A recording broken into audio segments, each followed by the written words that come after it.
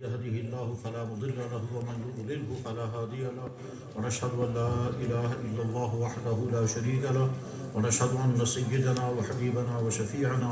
ومولانا محمدا عبده ورسوله صلى الله تعالى عليه وعلى آله وأصحابه وأزواجه وذرياته وبارك وسلم تسليما كثيرا كثيرا أما بعد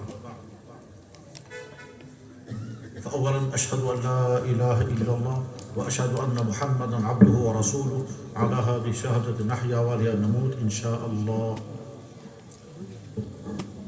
معزز و مکرم حضرات علماء کرام اور اس اہم ترین اجلاس میں شریک ہونے والے دینی بھائیوں، کشمیر کی تاریخ ہزاروں سال پر پھیلی ہوئی ہے. اس تاریخ کے بہت سارے ابواب کتابوں میں مدون ہیں اور ہو سکتا ہے بے شمار ابواب کتابوں سے اوجھل ہیں، لیکن اگر ایمان والے کی نظر سے غور کیا جائے تو کشمیر کی پوری تاریخ کا سب سے روشن ترین باب،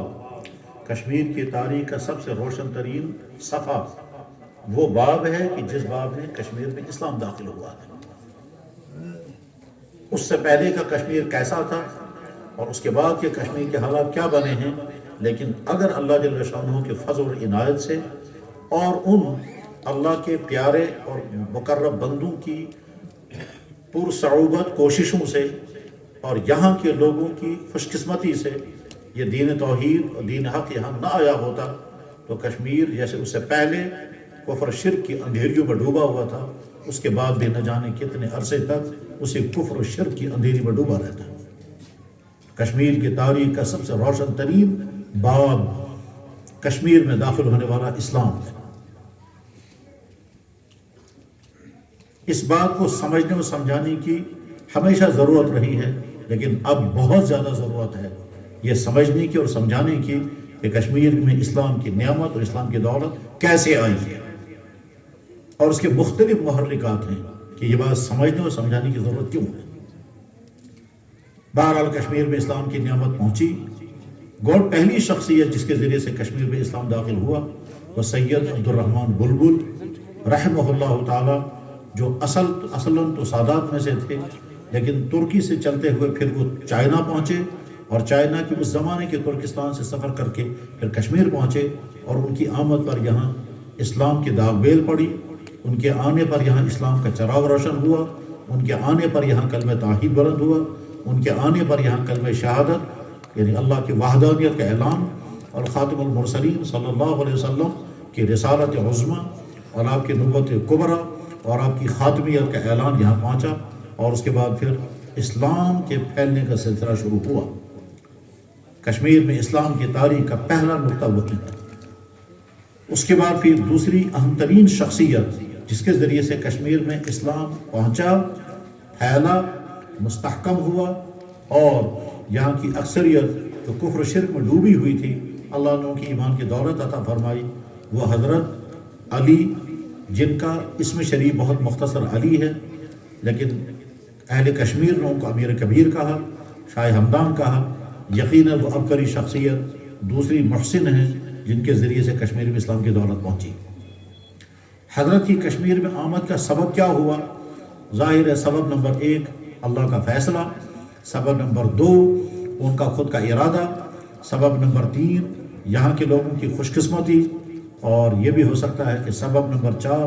جیسا کہ مختلف کتابوں میں لکھا ہوا ہے کہ حضرت کو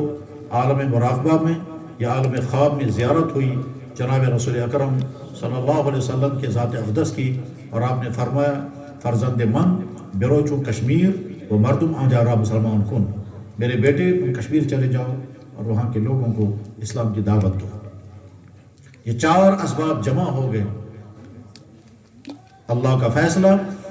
ان کا خود کا ارادہ،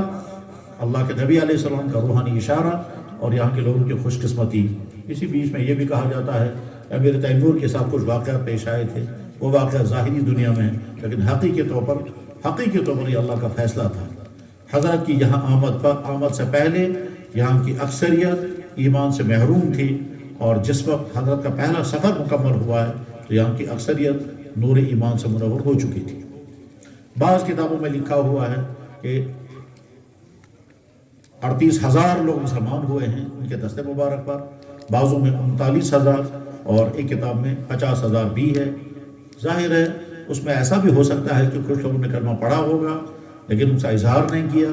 ऐसा भी हुआ होगा कि कुछ लोगों ने कलमा पढ़ा और उसके